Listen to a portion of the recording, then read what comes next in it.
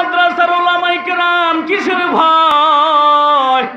কোনো ভয় নাই। ও তবলিগালা ভাই, ও চরমনাই মুজাহিদ, কোনো ভয় নাই, কোনো ভয় নাই। তাহাজ্জুদের মুসাল্লায় দাঁড়াই আল্লাহর কাছে বলবি, ওরে মালিকের কাছে 2 ফোঁটা চোখের পানি ফেলে বলতে দেরি, আমার আল্লাহ কবুল করতে দেরি লাগবে না। ভয় করবো কাকে? আরো জোরে বলেন মুসলমান, কাকে ভয় করবো? আমার রিজিকের মালিক কে? হায়াতের মালিক কে? মওতের মালিক কে? আরো জোরে বলেন কে? ইতিহাস তালাশ করে দেখো, স্বাধীনের পর থেকে এই পর্যন্ত কোন মুসলমান মূর্তি ভেঙ্গে ফেলছে এরকম ইতিহাস নাই। কিন্তু মুসলমান ইহুদি খ্রিস্টানের জানা দরকার, বোঝা দরকার, ওদের 24 ঘন্টা ভাবা চিন্তা করা দরকার যে দেশটা কিন্তু মুসলমানের দেশ। কথা ঠিক কিনা বলেন? দেশটা কাদের? আরো চিল্লে বলেন, কাদের দেশ? মুসলমানের দেশ। কিন্তু সেই মুসলমানের দেশে মূর্তি হইল নাপাক। মূর্তি কি? নাপাক। যেই মূর্তির বিরুদ্ধে জনাবে মুহাম্মদুর রাসূলুল্লাহ সাল্লাল্লাহু আলাইহি ওয়া আলিহি ওয়াসাল্লাম যিনি আন্দোলন করেছেন, মূর্তিকে ভেঙ্গে চুরে চূর্ণ বিচ্ছিন্ন করে মক্কার বাইতুল্লাহকে পবিত্র করেছেন। আজ সেই মূর্তির বাংলার জমিনের মুসলমান হিন্দুদেরকে আমরা মূর্তি পূজা করতে সুযোগ দিয়েছি, তারা সুযোগ পেয়ে মূর্তি পূজা করতেছে, আমরা নিষেধ করি না। কথা ঠিক কিনা ধরে বলেন? অতএব খুব ভালো করে বুঝে নেবেন যে মুসলমান এর ধারাই বোঝা গেল যে দেশের ভিতরে 92% মুসলমান, সে দেশের মুসলমান হিন্দুদের মূর্তি পূজায় কোনো আঘাত করে না। আজ মুসলমানের যেই কলিজার টুকরা পয়গম্বর জনাবে মুহাম্মদুর রাসূলুল্লাহ সাল্লাল্লাহু আলাইহি ওয়াসাল্লামের উপর ১৫০০ বছর আগে মহাগ্রন্থ কোরআনুল কারীম নাজিল হয়েছিল, সেই পবিত্র কোরআনকে মূর্তির পার নিচে রাখা হয়েছে। জোরে বলেন নাউযুবিল্লাহ। মনে চায় যে রাস্তায় জীবন দিয়ে শহীদ হয়ে যায়। কথা ঠিক কিনা জোরে বলেন? এত বড় সাহস ওদেরকে কারা দিয়েছে? এই সমস্ত কুলাঙ্গারদেরকে কারা এত বড় সাহস দিয়েছে?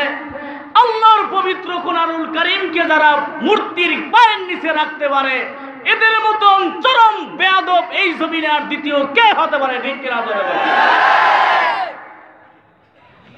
মুসলমান ভুলে গেলে চলবে না, ওদের বিরুদ্ধে কঠিন আন্দোলন তুলতে হবে, কঠিন আন্দোলন করতে হবে। নাস্তিকদের বিরুদ্ধে কারা এদেরকে সাহস দিয়েছে? একজনে বুঝাইছেন যে না, এরা কারা করছে। এখানে মহা টেবিলের উপরে যদি একটা মোবাইল রাখা হয়, 5 জন লোক যদি স্টেজে থাকে, মোবাইলটা দেখবে কি দেখবে না? এই কথা বলেন। তাই কোরআনুল কারীম জি রাখুক, মূর্তির কাছে এত বড় সাহস কে পাইল যে নাপাক মূর্তির উপরে সেই কোরআনুল কারীম রাখলো কিভাবে? সে হিন্দুর বাচ্চা হোক, খ্রিস্টানের বাচ্চা হোক, রাখছে সাথে সাথে ওটাকে হাত দিয়ে তোলে নাই কেন? আল্লাহর কোরআনকে হাতে নিয়ে চুমো খায় নাই কেন? সেই বিচার করতে হবে। আবার নাকি বলে যে সব ধর্মের চাইতে আমাদের হিন্দু ধর্ম উচ্চ। জোরে বলেন না নাউযুবিল্লাহ। কত বড় সাহস!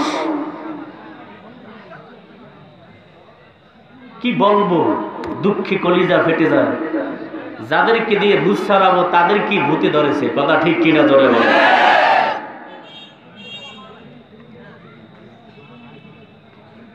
আল্লাহওয়ালাদেরকে আমরা চিনি না। আল্লাহওয়ালা কারা? এদেরকে তো আমরা চিনি না। শাহজালাল রাহমাতুল্লাহি আলাইহি সিলেটের জমিনে ঘুমান্ত, গৌর গোবিন্দর মেজাজ গরম। 360 আউলিয়ার কাফেলা নিয়ে যখন বাংলার জমিনে আগমন করলেন সিলেটের শাহজালাল রাহমাতুল্লাহি আলাইহি, গৌর গোবিন্দ টুপি আর পাগড়ি দেখে গায়ের ভিতরে অ্যালার্জি শুরু হয়ে গেছে। কি শুরু হয়েছিল? ওই গৌর গোবিন্দ নাতিপুতি এখনো বাংলার জমিনে আছে কি নাই জোরে বলেন, আরো জোরে বলেন আছে কি নাই? শাহজালাল রহমতুল্লাহ আলাইহি বলতেছে, হে টুপিওয়ালার দল, জমিনটাকে ভেঙে চলে যাও। পাগড়িওয়ালা টুপিওয়ালার জন্য স্থানে জমিনে নাই। বলার সাথে সাথে বলেছেন শাহজালাল রহমতুল্লাহ আলাইহি বললেন, হে বেঈমানের বাচ্চা, মনে করছো নি আমি শাহজালালের ঈমান দুর্বল? জোরে বলেন আল্লাহু আকবার। এই জমিনে আসছি একমাত্র কালেমার পতাকাকে উঁচু করার জন্য, ইসলাম ও কালেমার দাওয়াত দেওয়ার জন্য আসছি, পথ ভোলা মানুষদেরকে আল্লাহর পথে জড়াইয়ে দেওয়ার জন্য আসছি। টুপি ভোলা মানুষদেরকে মাথায় টুপি উঠবে এই জন্য আসছি, অন্য কোনো উদ্দেশ্যে আসিনি। হে গৌর গোবিন্দ, তুমি কি ভাবছো আমার ঈমান দুর্বল? শাহজালাল রহমতুল্লাহ আলাইহি বলার পর গৌরব গোবিন্দ ডাক দিয়ে বলতেছে, রে শাহজালাল, যদি তুমি জমিনটা ছেড়ে না দাও, আগামীকাল সকালবেলা তোমার সাথে আমার যুদ্ধ হবে। জোরে বলো না উযুবিল্লাহ। আল্লাহর ওলি বললেন, ঠিক আছে, আমি তোমার সাথে যুদ্ধে আমি রাজি হয়ে গেলাম। জোরে বলেন সুবহানাল্লাহ। রাত্রবেলা 360 আউলিয়ার কাফেলা নিয়ে শুধু কান্নার আওয়াজ, যায় নামাজে বসে আল্লাহ পাক রব্বুল আলামিনের জিকির করতেছেন। গভীর রাত শাহজালাল রহমতুল্লাহ আলাইহি তাহাজ্জুদের নামাজ আদায় করতেছেন। এক পর্যায়ে ফজরের আযানের সময় ঘনিয়ে গেছে। শাহজালাল রহমতুল্লাহ আলাইহি বললেন, আমার এই 360 আউলিয়ার ভিতরে কে আছো? কোন যুবক আছো? দাঁড়াইয়া আল্লাহু আকবার আযান দিবা। তবে শর্ত হলো যে আযান দেবা এর ভিতরে শর্ত থাকতে হবে, জীবনে জামাত তরফ হয় নাই। সুবহানাল্লাহ কোন? শুধু তাই না, তাহাজ্জুদের নামাজ পর্যন্ত যায় নাই। জোরে বলেন সুবহানাল্লাহ। এক যুবক দাঁড়ায় গেছে, নাসিরউদ্দিন নামের যুবক দাঁড়ায় গেল। আল্লাহর ওলি ইশারা দিয়ে বলে, বাবা নাসিরউদ্দিন, নিকটে আসো। সামনের দিকে এসে গেলেন। নাসিরউদ্দিন নামের যুবককে আল্লাহর ওলি বলতেছে, বাবা তোমার কি জীবনে তাহাজ্জুদের নামাজ কি বাদ যায়নি? কয় না হুজুর। জীবনে কি তুমি জামাত তরফ করো নাই? বলতেছে, হুজুর আল্লাহর কসম খেয়ে বলি, আমি বালেগ হইছি শব্দে এখন পর্যন্ত আমার নামাজ কাজা করি না। আউলিয়ারা করে খুবা ইখতিয়ার, জাহেলারা করে দুনিয়া ইখতিয়ার। মাইলে মোমেন সোয়ে মোমেন মিশাওয়াত, মাইলে কাফের সোয়ে কাফের মিশাওয়াত। আল্লাহর ওলি ডাক দিয়ে বলে, নাসিরউদ্দিন নামের যুবক, বাবা কোনো ভয় নাই, আগামীকাল সকালবেলা বেঈমান গৌর গোবিন্দর সাথে আমার যুদ্ধ হবে। তবে আমার কোনো টাকা নাই, কোনো অর্থ নাই, সম্পদ নাই, লাঠির গরম নাই, কিছু নাই, ক্ষমতা নাই। তবে যুবক, ও 360 আউলিয়ার কাফেলা, তবে ভয় করে কোনো লাভ নাই। আল্লাহু আকবার। এ টুপিওয়ালা, মনে করছো তোদের হাতে ক্ষমতা নাই? ভয় পেয়ে কোনো লাভ নাই, আল্লাহকে স্মরণ করো। রাত্রবেলা উঠে আল্লাহর কাছে বলো, দয়ার মালিক, অমুক অমুক নাস্তিকগুলোকে তুমি খতম করে দাও। ওরে মুমিন মুসলমান, আল্লাহর কাছে বলতে দেরি, আমার মাওলা কবুল করতে দেরি লাগবে না। নাসিরউদ্দিন নামের যুবককে আল্লাহর ওলি ডাক দিয়ে বলে, যুবক কোনো ভয় নাই, কোনো ভয় নাই, তোমার কণ্ঠে আযান দাও, তবে তোমার আযানের ধ্বনিতে আমার মন সাক্ষ্য দেয় এই জমিন থেকে গৌর গোবিন্দর পতন ঘটে যাবে। নাসিরউদ্দিন নামের যুবক আযান দিতেছে, জমিনতে হেলতেছে, দুলতেছে। আল্লাহু আকবার বলো। এ নাসিরউদ্দিন নামের যুবকের কণ্ঠে আযান চলতেছে, জমিন কাঁপতেছে। আযান চলতেছে, জমিন কাঁপতেছে। এক পর্যায়ে আযান দেওয়া শেষ, তাকিয়ে দেখে গৌর গোবিন্দর বিল্ডিং সহকারে মাটির তলদেশে চলে গেছে। ও টুপিওয়ালার দল, ও কওমি মাদ্রাসার ওলামায়ে কেরাম, কিসের ভয়? কোনো ভয় নাই। ও তবলিগালা ভাই, ও চরমনাই মুজাহিদ, কোনো ভয় নাই, কোনো ভয় নাই। তাহাজ্জুদের মুসাল্লায় দাঁড়াই আল্লাহর কাছে বলবি, ওরে মালিকের কাছে 2 ফোঁটা চোখের পানি ফেলে বলতে দেরি, আমার আল্লাহ কবুল করতে দেরি লাগবে না। ভয় করবো কাকে? আরো জোরে বলেন মুসলমান, কাকে ভয় করব? আমার রিজিকের মালিক কে? হায়াতের মালিক কে? মওতের মালিক কে? আরো জোরে বলেন কে? অন্তর থেকে বলেন মওতের মালিক কে? মারার চেষ্টা করলে কি কেউ মারতে পারবে? হ্যাঁ, এরশাদ সাহেব প্রেসিডেন্ট অনেক বছর আগে হাফিজি হুজুর রহমাতুল্লাহি আলাইহি কে দাওয়াত দিলেন, হুজুর পল্টন ময়দানে একটু আসেন, জমিনে বৃষ্টি হয় না, বৃষ্টির জন্য একটু দোয়া করেন। হাফিজি হুজুর রহমাতুল্লাহি আলাইহি দাওয়াত কবুল করলেন।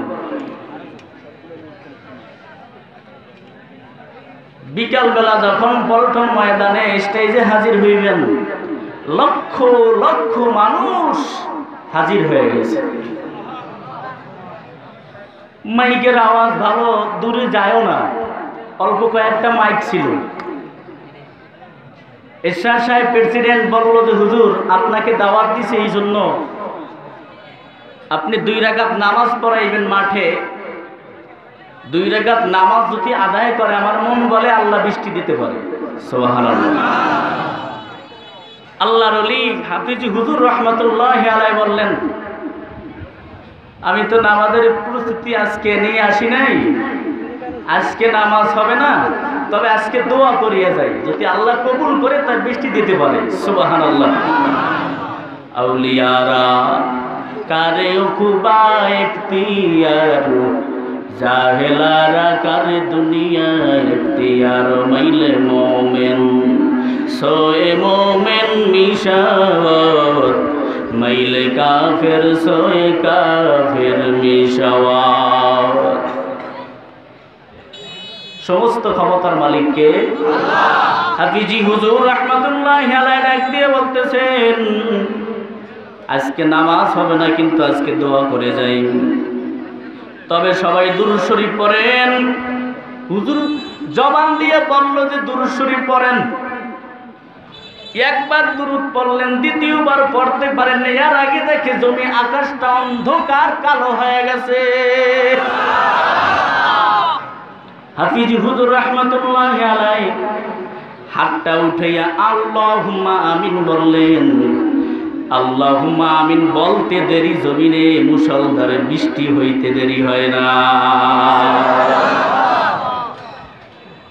আল্লাহওয়ালাদের পাওয়ার নাই, পাওয়ার আছে যে গাঞ্জা খোরদের না। এই আল্লাহওয়ালা চেনো নাই? গাঞ্জা খোরদেরকে আজকে মহব্বত করতেছেন। চরমনার জমিনে ঘুমন্ত সৈয়দ ফজলুল করিম রাহমাতুল্লাহি আলাইহি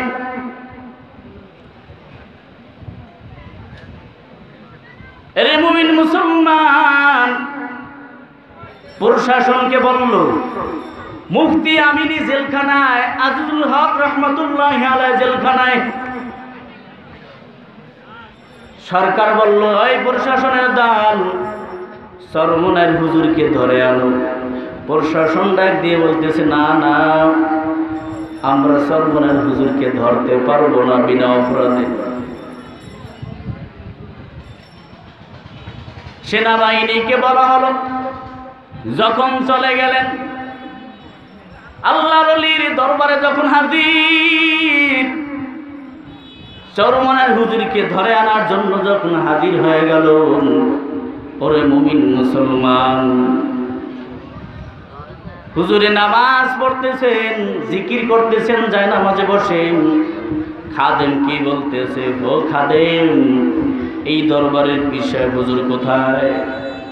সে তো জিকিরের মুসাল্লায় আছেন, জিকির করতেছেন।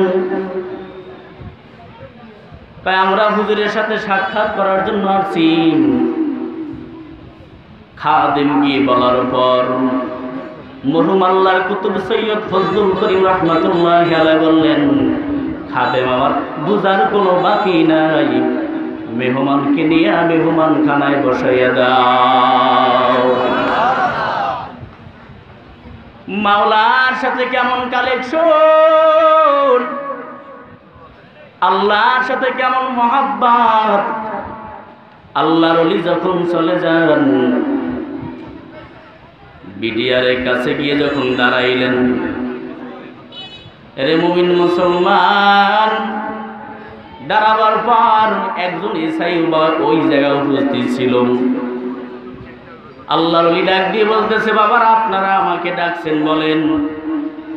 হুজুরকে দেখে তারা চেহার থেকে উঠে দাঁড়ায় গেছে। দাঁড়ায় যাওয়ার পর একজনে বলল, হুজুর আপনাকে অ্যারেস্ট করার জন্য আসছি। আল্লাহর ওলি বলতেছে, বাবা ঠিক আছে, আমাকে অ্যারেস্ট করবেন, বেশ ভালো। অপরাধ কি? কাগজ নথিটা একটু দেখাইবেন নি? আল্লাহর ওলিকে বলার পর এসআই সাহেব ডাক দিয়ে বলে, হুজুর অবশ্যই আমাদের কাছে প্রমাণ আছে, লিখিত কাগজ আছে। লিখিত কাগজটা আল্লাহর ওলি বললেন, বাবা একটু লিখিত কাগজটা আমার হাতে দিবেন নি? আল্লাহর ওলি ডাক দিয়ে বলার পর এসআই সাহেব ডাক দিয়ে বলে, হুজুর এই কাগজ নেন। আল্লাহর ওলি পকেট থেকে চশমাটা কাগজটা উঠিয়ে চোখে দিলেন, বিসমিল্লাহ বলেন। আর বিসমিল্লাহ বলে কাগজটা হাতের ভিতরে নিলেন। ওরে মুমিন মুসলমান, আল্লাহর ওলির যখন এসআই সাহেবের হাতের কাগজটা, তখনও কাগজের উপরে স্পষ্ট লেখা দেখা যায়। আল্লাহর ওলি বিসমিল্লাহ বলে কাগজটা হাতের ভিতরে নিলেন। বিসমিল্লাহ বলে কাগজটা হাতের ভিতরে নেওয়ার পর আল্লাহর ওলির হাতে যাইতে দেরি, কাগজটা সাদা হইতে দেরি লাগে না।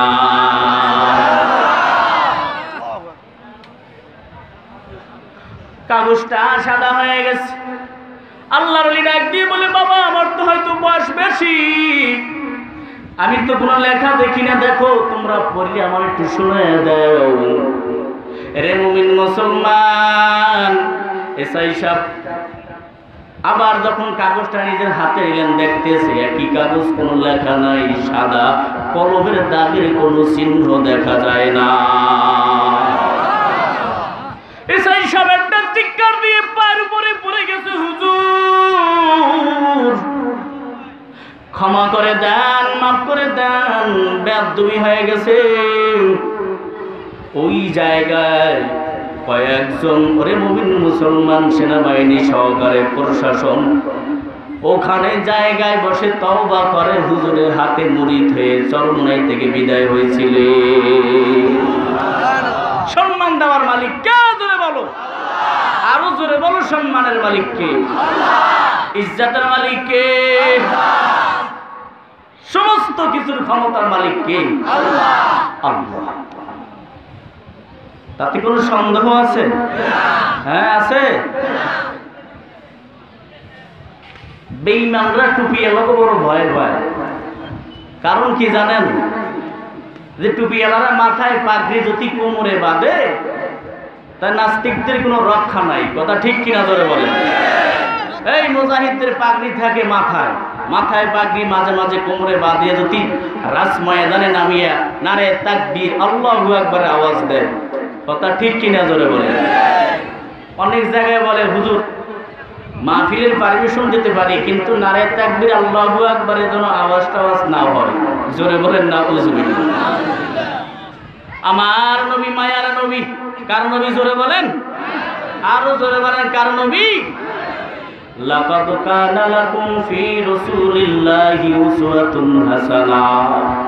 আল্লাহর পয়গম্বর আল্লাহ পাক রব্বুল আলামিন জানায় দেন, ও পয়গম্বর আপনি বিশ্ববাসী কাফেরদেরকে জানায় দেন, উত্তম আদর্শ যদি তালাশ করে একমাত্র উত্তম আদর্শ রয়েছে আপনার ভিতরে। কার মধ্যে রয়েছে উত্তম আদর্শ? জোরে বলেন, আরো জোরে বলেন, কার ভিতরে? জনাবে মুহাম্মদুর রাসূলুল্লাহ সাল্লাল্লাহু আলাইহি ওয়াসাল্লাম। নাম লইতে কি লজ্জা হয়? জোরে বলেন সাল্লাল্লাহু। একবার যদি বলেন সাল্লাল্লাহু আলাইহি ওয়াসাল্লাম, আমল নামা থেকে 10টা গুনাহ মাফ হয়ে যাবে। আরো আস্তে কোন সুবহানাল্লাহ। একবার নাম নিলে 10টা গুনাহ মাফ করে দেবেন কে? সম্মানের পাগল, একবার দুরূদ পড়বেন 10 গুণ মর্যাদা আল্লাহ বাড়াই দেবেন। আরো জোরে বলেন, আরো জোরে বলেন সাল্লাল্লাহু। নবীর নাম নিতে কি লজ্জা হয়? আরো জোরে বলেন। আল্লাহ রাসূলের সুন্নাত মানা লাগবে কি লাগবে না? আরো জোরে বলেন। এই সুন্নাত কার সুন্নাত? এই টুপি মাথায় দেই, এটা কার সুন্নাত? রাসূলের সুন্নাত। লম্বা জামা পরিধান করি, কার সুন্নাত?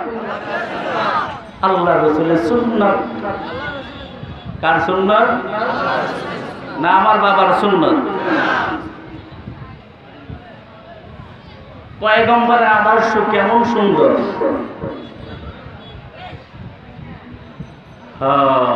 আল্লাহর পয়গম্বরকে ইহুদি এসে পিছন থেকে রুমাল ধরে জোরে টান মারলেন, জিহ্বা মোবারক বের হয়ে গেলেন। আল্লাহ রাসূল ডাক দিয়ে বলতেছে, আবার কিছুক্ষণ পর ছেড়ে দেওয়ার পর নবী বলতেছে, ইহুদি ভাই তুমি হাতে কোনো কষ্ট কোনো ব্যথা পাইছো নি? জোরে বলেন, আরো জোরে বলেন আল্লাহু আকবার। যখন বললো যে তুমি কোনো ব্যথা পাইছো, ইহুদি আর চিন্তা করে নাই, নবী গো আর দেরি না করে আমাকে কালেমা পড়ায় মুসলমান বানাই দেন।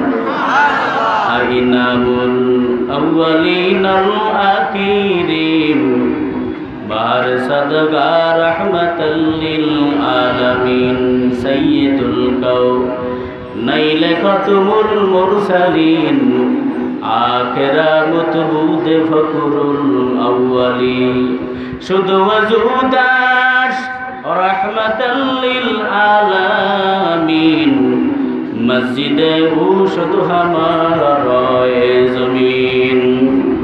আমার নবী মায়ার নবী বড় এতিম, যেই নবীর মা নাই বাবা নাই, এর নবীর উম্মতের দল পয়গম্বরকে কত কষ্ট দিলেন বেঈমানরা।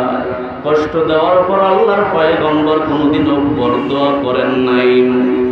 পয়গম্বরের সাহাবী হযরতে আবু বকর সিদ্দিক রাদিয়াল্লাহু তাআলা আনহু কেমন একজন মদিনার আগের আশিক ছিলেন, আল্লাহর পয়গম্বরের কেমন একজন আশিক।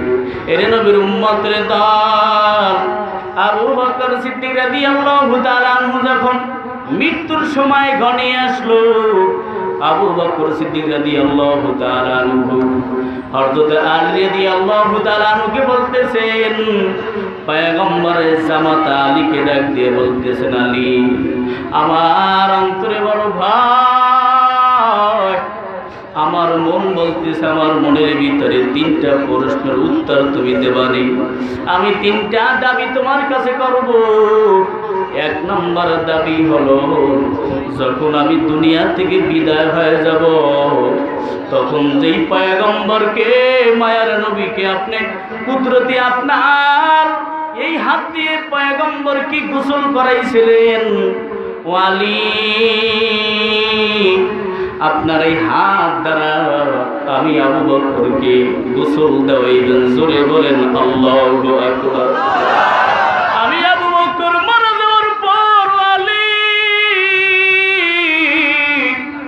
আমার মন বলতে বলতেছে যে হাত দ্বারা পয়গম্বরকে আপনি গোসল করাইছেন, আমার মন বলে ওই বরকতি হাত যদি আমার গায়ে আমার শরীরে লাগে, আল্লাহ পাক রব্বুল আলামিন আমাকে ক্ষমা করে দিতে পারেন। 2 নম্বর ওয়াদা হলো আমার, 1 নম্বর ওয়াদা, 2 নম্বর আপনি যখন আমি যখন দুনিয়া থেকে বিদায় হয়ে যাব, 1 নম্বর ওয়াদা হলো আমাকে গোসল করাইবেন আপনার নিজে হাত ধরা। 2 নম্বর ওয়াদা হলো যখন আপনি আমাকে আমি যখন দুনিয়া থেকে বিদায় হয়ে যাব গোসল করাই আমার জানাজা আপনি আলী নিজে পড়াইবেন। জোরে বলেন সুবহানাল্লাহ।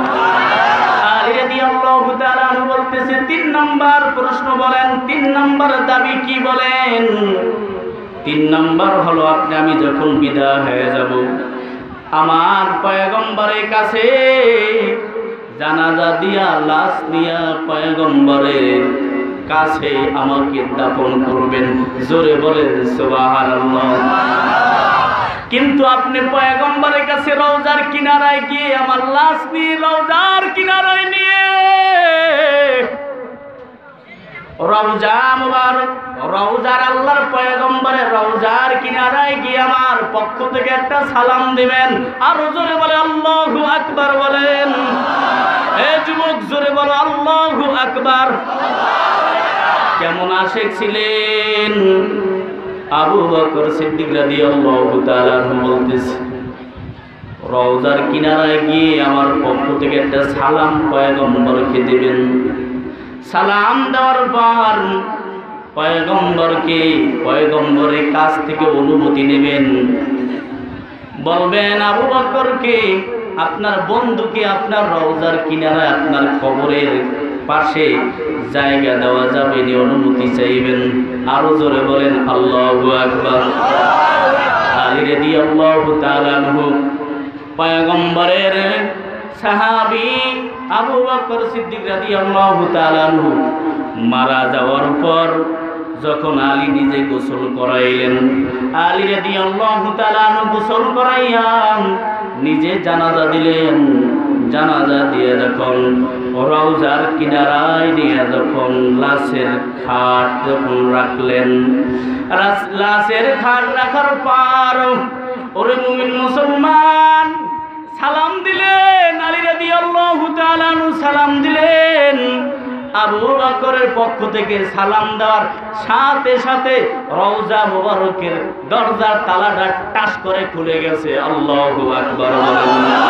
আরো জোরে বল আল্লাহু আকবার। ও মুমিন, আলী রাদিয়াল্লাহু তাআলা আনহু অনুমতি চাইলেন পয়গম্বর, ও পয়গম্বর আপনার বন্ধুকে আপনার নিকটে রাখার জন্য আবু বকর জিন্দা থাকা অবস্থায় অনুমতি চাইছিল। আবু বকর সিদ্দিক রাদিয়াল্লাহু তাআলা অনুমতি চাইছেন। আল্লাহর পয়গম্বরের রওজা মুবারক থেকে ডাক দিয়ে বলতেছে, আলী দেরি আর করবি না, করবি না। আবু বকরের জন্য আমি পাগল। আল্লাহু আকবার। আবু বকরকে আর দেরি করবি না, তাড়াতাড়ি দে আমার রওজার কিনারায় আবু বকরকে দাফন করে দে। আল্লাহু আকবার। কারণ এই রওজার কিনারায় আবু বকর সিদ্দিক রাদিয়াল্লাহু তাআলা আনহুকে তাড়াতাড়ি দে, আমার বন্ধুর সাথে আমি মোলাকাত করব। আরো জোরে বলেন আল্লাহু আকবার।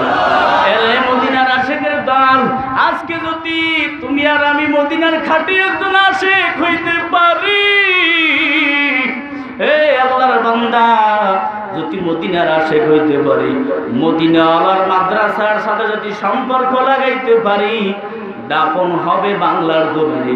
আল্লাহ পাক রব্বুল আলামিন মদিনার সাথে সম্পর্ক করে দিতে পারে কি পারে না? আশিক যদি হইতে হয় মদিনার আশিক হও। মদিনার আশিক হইলে কেমন লাভ, কেমন লাভ!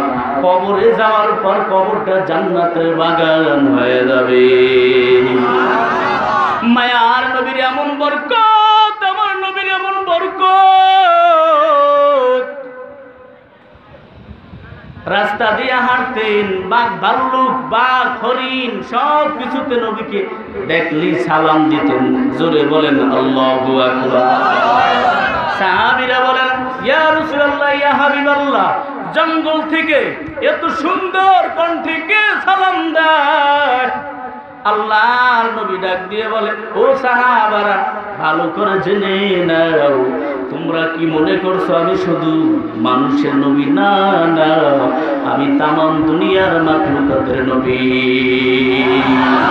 ইনামুল আউয়ালিনাল আখিরিন বারসাদগা রাহমাতাল লিল আলামিন সাইয়্যিদুল কাউনাইন খতমুল মুরসালিন আখিরা মুতবুদ ফকুরুল আউয়ালি শুধু ওয়াজুদাস রাহমাতাল লিল আলামিন মসজিদে উশুদ হামারে জমিন। খারাপ লাগেনি? এই যুবকের দল, খারাপ লাগে? মায়ার নবীর এমন বরকত, কোরআনের বরকত আছে কি নাই? জোরে বলুন। এই কোরআনের পাওয়ার আছে কি নাই? সব কিছু আছে, সব দিক থেকে পরিপূর্ণ কমপ্লিট। কোরআন মনে হয় রাষ্ট্রীয় দিক থেকে দুর্বল। এই আসতে বলেন কেন দুর্বল? হ্যাঁ, সব দিক থেকে পরিপূর্ণ কমপ্লিট কোরআন। কথা কয় না, বোবা হয়ে আছেন কেন? রাষ্ট্রীয় দিক থেকে, রাষ্ট্র চালাবার দিক থেকে কোরআন দুর্বল না? এই জোরে বলেন। সব দিক থেকে পরিপূর্ণ কমপ্লিট। এর নাম হলো মহাগ্রন্থ কোরআনুল কারীম। জোরে বলেন সুবহানাল্লাহ। একটা কাঠের কোনো মূল্য আছে? এই কাঠ দিয়ে রেল বানাইছে, রেলটা নিচে পড়ে আছে। জ্ঞানবান মানুষ দৌড়ে গিয়ে রেলটা নিয়ে চুমু খায়। খায় কি খায় না? কাঠটা কি কোরআন? হ্যাঁ,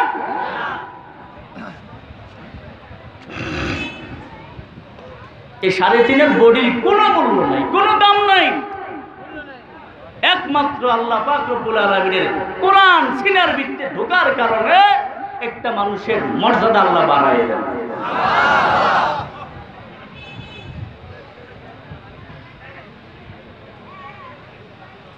ইয়ামান দেশ থেকে জাদুঘর জমাত নামের জাদুঘর আবু জাহেল হাজির করলো। দেখতেছে ভাতিজার বয়ান শুনে মানুষগুলো দিন দিন কালেমাওয়ালা হয়ে যায়। কি হয়ে যায়? কালেমা পড়ে। কালেমা পড়তেছে, আবু জাহেলের মাথা গরম হয়ে গেছে। সবচাইতে বড় জাদুঘর জমাত নামের জাদুঘর কে নিয়ে হাজির করলেন?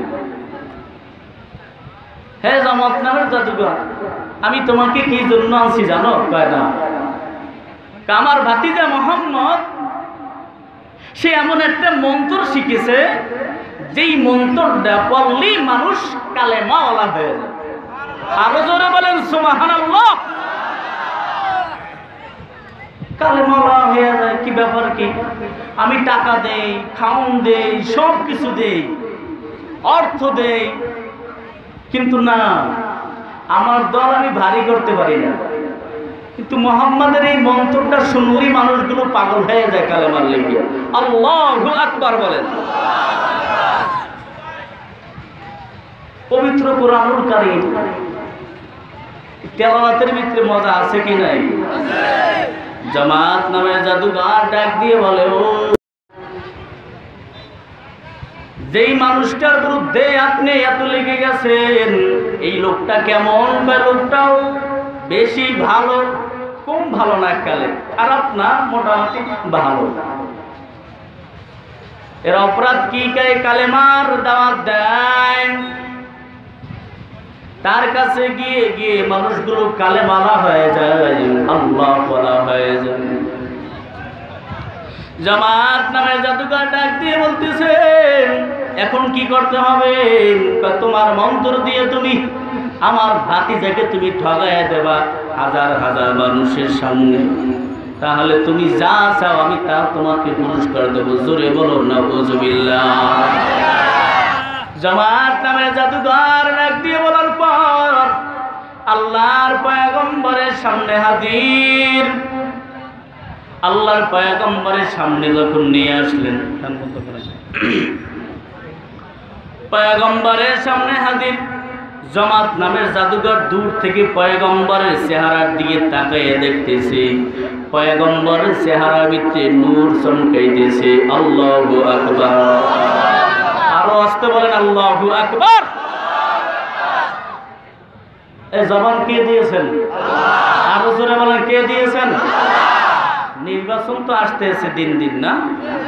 অমুক ভাইয়ের চরিত্র ফুলের মতন পবিত্র, দাড়ি নাই, মোজ বড়, আছে কি নাই?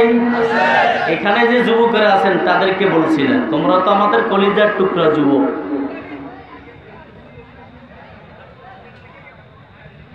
অন্ধকার রাতে দেখেন না, বুঝে শয়তানে বাতি জ্বালাইছে রাস্তা দিয়ে, টানতে টানতে আসতেছে। দুই আঙ্গুলে সিপাই করে কি টানে? এই জোরে বলেন কি টানে? হ্যাঁ, নির্বাচন আসলে যে না খায় হেও ফায়ার টানে, একটার একটা লাগাই দিয়েছে। আর এক বুড়ো চাচা মেয়ে ডাক দিকে, কি রে তোর তো নির্বাচনের আগে আমি তো 1 টাকার বিড়ি কিনতে দেখি না, কি যে অবস্থা! হায় রে, কণ্ঠ আল্লাহ দিয়েছে। এই কত মানুষ বোবা হয়ে দুনিয়াতে আসছে কি আসে নাই? আমার মায়ার নবীর বরকতে নবী আলাইহিস সালাতু ওয়াস সালাম মসজিদে নববীতে ভিতরে বসা এক মহিলা, একটা অন্ধ বোবা ছেলে নিয়ে কোলে করে হাজির হয়েছে। নবী গো, কথা বলার সময় আগে, অনেক আগে শেষ হয়ে গেছে টাইম, বাচ্চাটা কথা বলে না।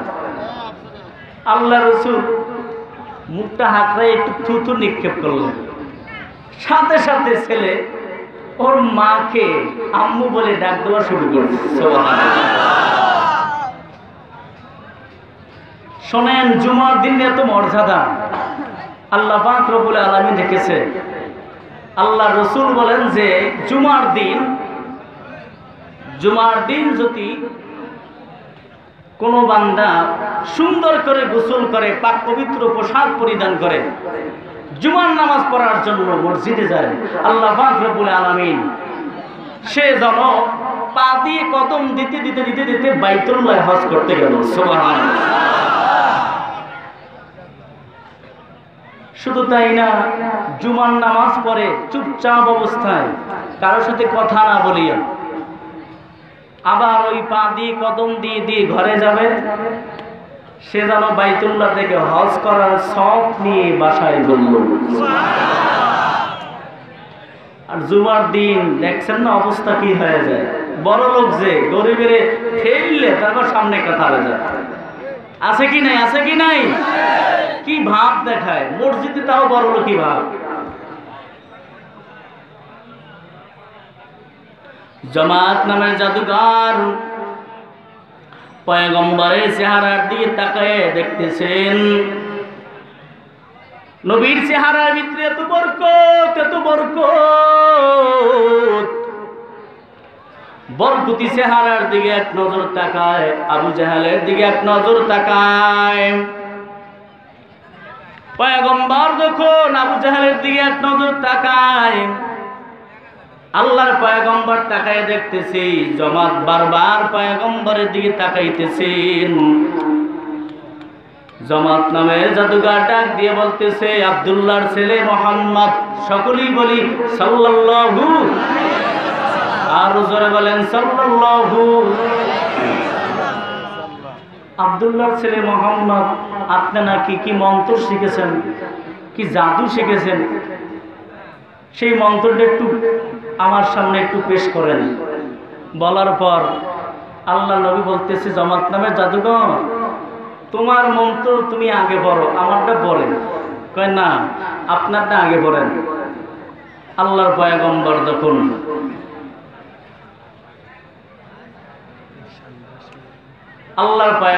যখন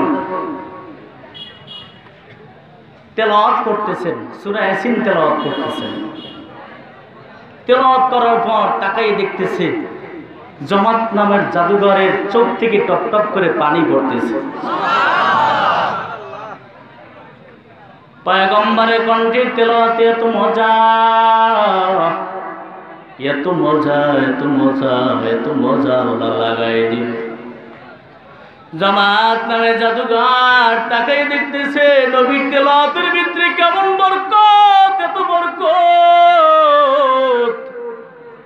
জীবনে এত সুন্দর তেলাওয়াত আর শুনে নাই। আল্লাহর পয়গম্বর যখন কোরআনের তেলাওয়াত করতেছেন, জামাত নামের জাদুঘরের চোখ থেকে টপ টপ করে পানিগুলো ঝরতেছে। আল্লাহর পয়গম্বর এক পর্যায়ে তেলাওয়াত করা বন্ধ করে দিলেন। বন্ধ করে দেওয়ার পর জামাত নামের জাদুঘর ডাক দিয়ে বলতেছে, পয়গম্বর দেরি করবেন না, আপনি তেলাওয়াত বন্ধ করছেন কেন?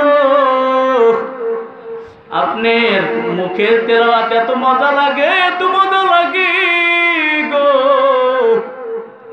আমার মন বলে আমি আরো শুনি। ও পয়গম্বর আপনি তেলাওয়াত করা শুরু করেন। আল্লাহর পয়গম্বর যখন আবার তেলাওয়াত করা শুরু করলেন, এক পর্যায়ে তেলাওয়াত করা বন্ধ করে দিলেন। জামাত নামের জাদুঘর ডাক দিয়ে বলতেছে, আবু জাহেল আমার বোঝার কোনো বাকি নাই। এই কোরআনুল কারীম এটা নবীর কোনো বানানো কিতাব না, কোনো বানানো শিখানো মন্ত্র না, এটা আমার হাজা কালামুন রব্বি, যে আমার মাওলার কালাম। জামাত নামে জাদুঘর ডাক দিয়ে বলতেছে, নবী গো দেরি করা লাগবে না, তাড়াতাড়ি করে আমাকে কালেমা পড়ায় মুসলমান বানায় দেন। আরো জোরে বলেন আল্লাহু আকবার। জামাত নামের জাদুঘর কালেমা পড়ে মুসলমান হয়ে গেল। যুবক আল্লাহর গোলাম লাইব্রেরিতে দোকান, কোরআন শরীফের লাইব্রেরি আছে কি নাই জোরে বলো।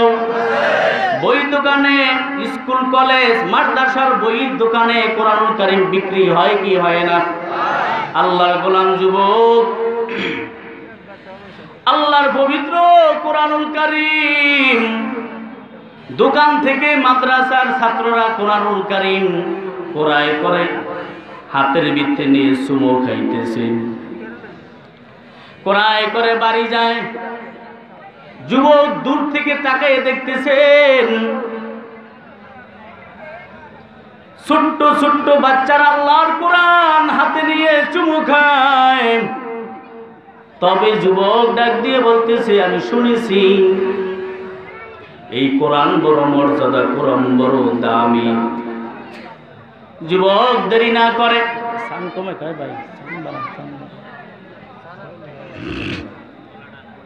যুবক দেরি না করে তাকিয়ে দেখতেছেন দোকানের সামনে এমন ভিড় জমায়ে গেছে, ভিড় জমায়ে গেছে, এমন অবস্থা হয়ে গেল। যুবক ডাক দিয়ে বলতেছে, দোকানওয়ালা ভাই এই জায়গায় কি বিক্রি করা হয়? কয় মহাগ্রন্থ কোরআনুল কারীম বিক্রি করা হয়। যুবক ডাক দিয়ে বলতেছে, এই কোরআনুল কারীমের দাম কত? কয় এত টাকা দাম। ওই যে মাদ্রাসার ছাত্ররা টুপি মাথায় দিয়ে, পাগড়ি মাথায় দিয়ে, এরা কি মাথায় করে নিয়ে যায়? কয় কোরআনুল কারীম। তবে দোকানওয়ালা ভাই আমাকে কিছু টাকা দিয়েছে, আমার বিবি সাহেবা বাজার করার জন্য কিছু টাকা আমাকে দিয়েছে। তরকারির বাজারে আমি গেলাম না, মাছ বাজারে যাব না, চাল বাজারে যাব না।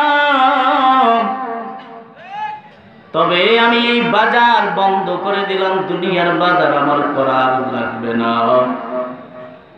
আমার মন বলতেছে আজকে আমি কোরআনের বাজার করিয়া বাড়ি যাব। আল্লাহু আকবার। যুবকের চোখের পানিগুলো টপ টপ করে পড়তেছে। ডাক দিয়ে বলতেছেন, এই দোকানওয়ালা ভাই দেরি আর করবো না, আল্লাহর কোরআন আমার হাতে দাও।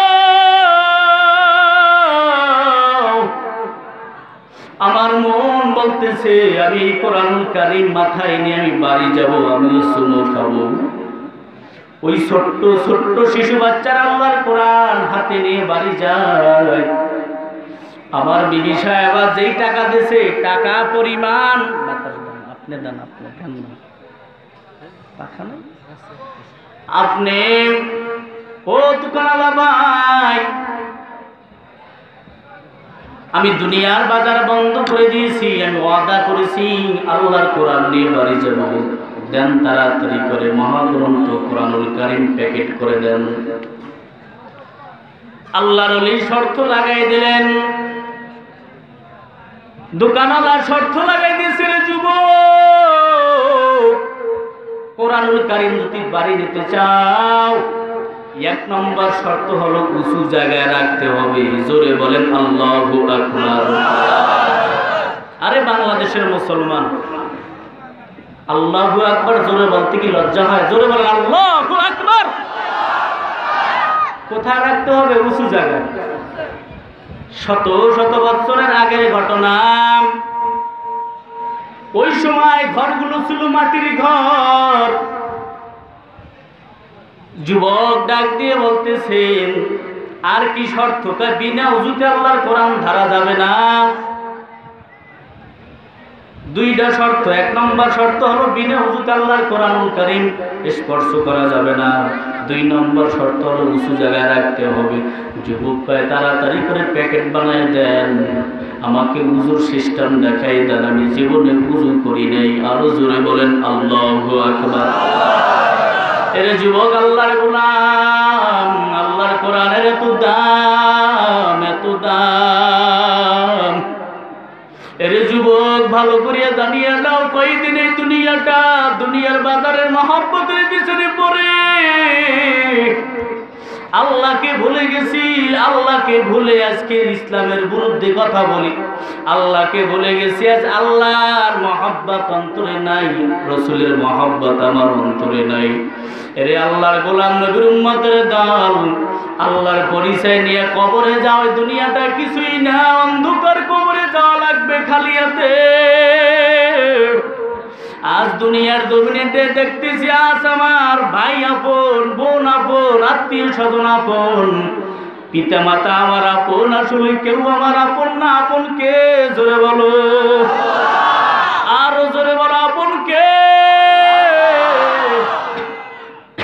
খলিফাতুল মুসলিমিন ওমর রাদিয়াল্লাহু তাআলা আনহু আল্লাহর দরবারে এমন কান্না করেন।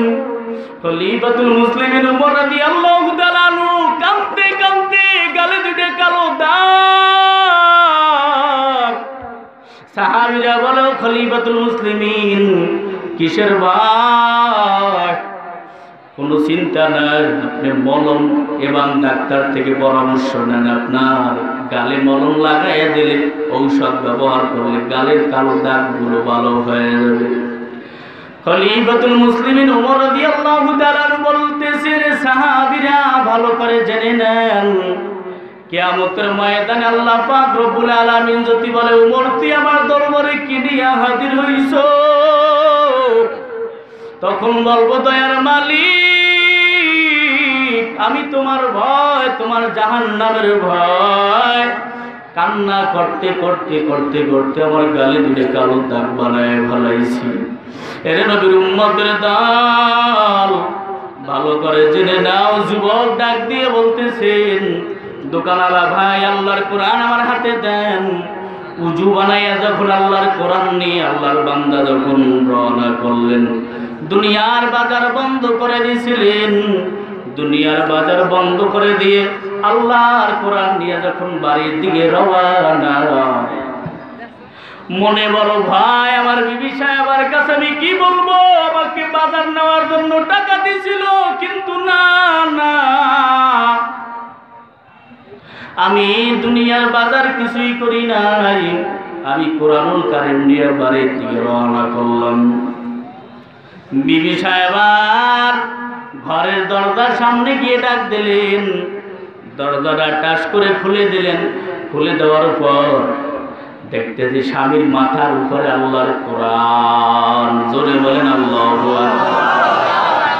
এর স্বামী আমার, আপনার মাথার উপরে এটা কিসের বাজার দেখা যায়? এ বিবি সাহেবা, ভালো করে দিনে নাও, আমি দুনিয়ার কোনো বাজার করি নাই, আমি আখিরাতের বাজার করে আনছি। আরো জোরে বলেন আল্লাহু আকবার। আখিরাতের বাজার আবার কি? তুমি দেখো, আল্লাহর মহাগ্রন্থ কোরআনুল কারীম আমার ঘরের ভিতরে হাজির করেছি। জোরে বলেন আল্লাহু আকবার। বিবি সাহেবা ডাক দিয়ে বলতেছে, তুমি তো বাজার আরো আগে পাঠিয়ে দিয়েছো। আরো জোরে বলেন আল্লাহু আকবার। আমি বাজার পাঠিয়ে দিয়েছি মানে? কিছুক্ষণ আগে দরজায় আসিয়া ডাক দিয়ে বলতেছে, অমুক যুবক আব্দুল্লাহ বাজার পাঠিয়ে দিয়েছে, বাজার নেন। আরো জোরে বলেন আল্লাহু আকবার। বিবি সাহেব যে টাকা দিয়েছে, টাকা দিয়ে কি কিনছে? কোরআনুল কারীম ক্রয় করে বাড়িতে নিয়ে আসলো, বাজার করে না। আল্লাহ পাক রব্বুল আলামিন ফেরেশতা দ্বারা বাজার করিয়া ঘরের দরজায় হাজির করে দিয়েছেন। আরো জোরে বলেন আল্লাহু আকবার। যুবক ডাক দিয়ে বলতেছে, বিবি সাহেবা মনে কিছু করবা না, আমি তো কোনো বাজার করি নাই, তুমি যে টাকা দিয়েছো টাকা দিয়ে আমি কোরআনুল কারীম ক্রয় করে নিয়ে হাজির হয়ে গেছি। সুবহানাল্লাহ। বিবি সাহেবা ডাক দিয়ে বলতেছে, স্বামী আমার, এই আল্লাহর কোরআন আমি কি একটু ধরতে পারবো? ডাক দিয়ে বলতেছে, না না, বিনা উযুতে আল্লাহর কোরআন ধরা যাবে না। আরো জোরে বলেন আল্লাহু আকবার। বিনা উযুতে কি আল্লাহর কোরআন ধরা যাবে? কোরআনুল কারীম যখন হাতের ভিতরে নিলেন, যখন উযু করে আসলেন, বিবি সাহেবাকে ডাক দিয়ে বলতেছে, আপনি উযু করেন, তারপর আপনি হাতে নেবেন আল্লাহর কোরআন। উযু করে আসলেন, কোরআনুল কারীম হাতে নিলেন। হাতে নেওয়ার পর স্বামী তারপর ডাক দিয়ে বলতেছে, বিবি সাহেবা, এই রাত্রটা আল্লাহর কোরআনুল কারীম মাথায় করে নিয়ে দাঁড়াই থাকা লাগবে। জোরে বলেন আল্লাহু আকবার। বিবি সাহেবা ডাক দিয়ে বলতেছে, এই রাত্রটা কিভাবে আল্লাহর কোরআন মাথায় করে নিয়ে রাখবো কিভাবে? অর্ধেক রাত্র আপনি মাথায় করে নিয়ে দাঁড়াই থাকবেন, আর অর্ধেক রাত্র আমি দাঁড়াই থাকবো। জোরে বলেন আল্লাহু আকবার। যখন অর্ধেক রাত্র আল্লাহর কোরআন মাথায় নিয়ে দাঁড়াই আছেন, স্বামী অর্ধেক রাত্র আল্লাহর কোরআন মাথায় নিয়ে দাঁড়াই আছেন, স্ত্রী অর্ধেক রাত্র আল্লাহর কোরআন মাথায় নিয়ে দাঁড়াই আছে। এভাবে যখন সময় কেটে গেল, ফজরের সময় নামাজ পড়িয়া আল্লাহু আকবার, নামাজ পড়ার পর ফজরের পর নামাজ আদায় করে যায় নামাজে বসে দোয়া পড়ে, দয়ার মালিক, জীবনে কোরআনুল কারীম শিখতে পারি নাই, তোমার কোরআন মাথায় করে নিয়ে দাঁড়াই আছি।